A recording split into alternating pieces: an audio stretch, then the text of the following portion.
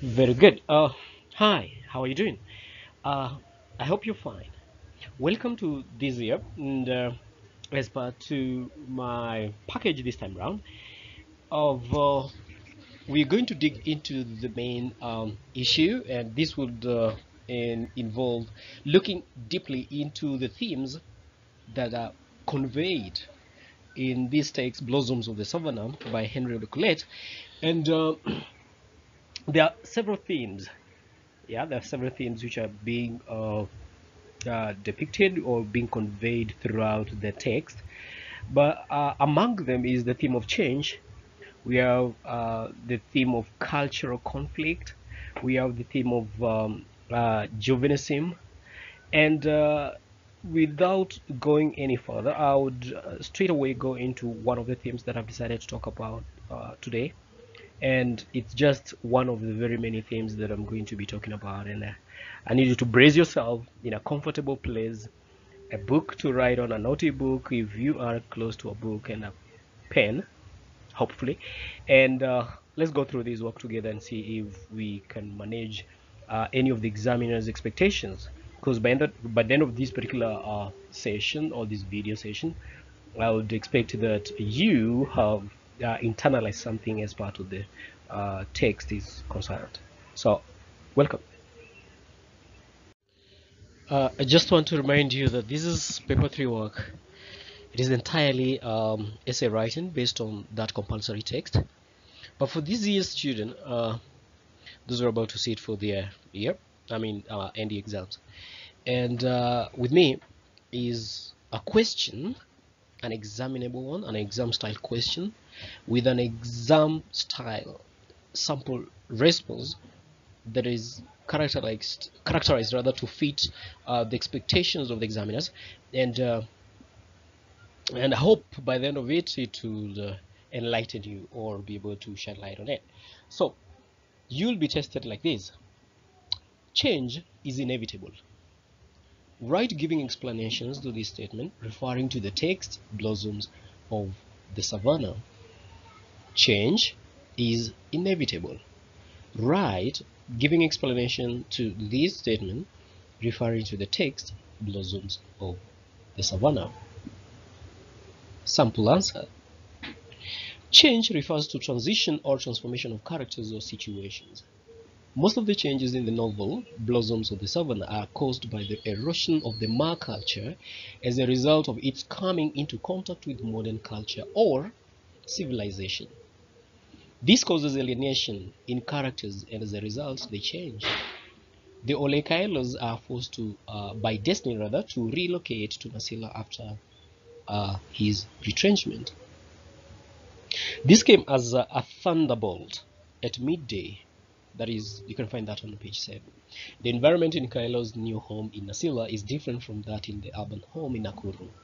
Taiyo and Resian are woken up the first day in Nasila by, quote unquote, a lively chatter of birds in the trees surrounding the house. What a contrast to what they were used to in Nakuru. That is on page 14.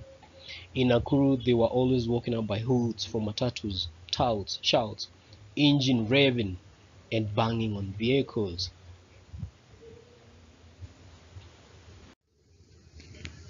So, therefore, Nasila culture is changing due to alienation. Mama Milanoi cannot believe she can have a man as old as Olosidori as her mother-in-law. She observes that in the past, such a thing would not have happened, for quote unquote culture would not have allowed it to happen. You can find that on page 111. She feels that even Nasila culture was intact, such a thing would not have happened, and she wonders, and I quote from the text, where that culture had fled to had the culture become moribund, useless, and impotent. You can equally find that on page 117. Now, this could be true because forced marriages to old people were not there in the past, and any old woman who showed interest in a young girl was met with much retribution from women and the entire community. So, therefore, society. Oh. That was a continuation. So on page 115 to page 117, you can find that one there. So the traditional Nasila culture had many advantages to the people. It regulated lives of people, defined relationships, did not favor, discriminate, and above all, was cherished by all.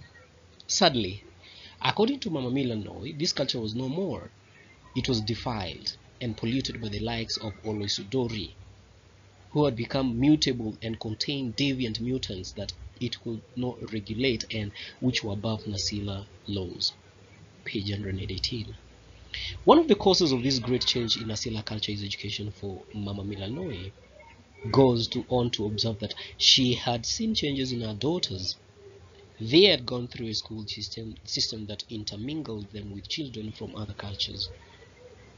Page 118. As a result, her children know very little of Nasila culture. They were children of a new and undefined culture. Theirs was a mutant of another kind. Page 118. Indeed, Resian best exemplifies the epitome of this new undefined culture. Joseph Pamwat observes that individualism, petty jealousy, and lack of trust killed that one important aspect of Nasila culture. Page 127. The individualism of the likes of Ole Kulet and Onisidori are very central in eroding the culture of Nasila, hence bringing many changes in the society. According to Taiyo, culture and traditions are never static, she says. By being dynamic, culture shades off aspects that become irrelevant with time. Page 128. She hopes that the outdated FGM and restrictions on interclan marriages should be abolished from Nasila culture practices. Joseph and Minik cites cultural practices like throwing the dead to the hyenas, leaving the elderly and sick in these deserted homesteads to be devoured by wild animals, and emwata. That is page 128 and 263. This ascertains the dynamism, that transformational characteristics of Nasilian culture over the years, an aspect that gives hope to fighters against outdated practices such as FGM.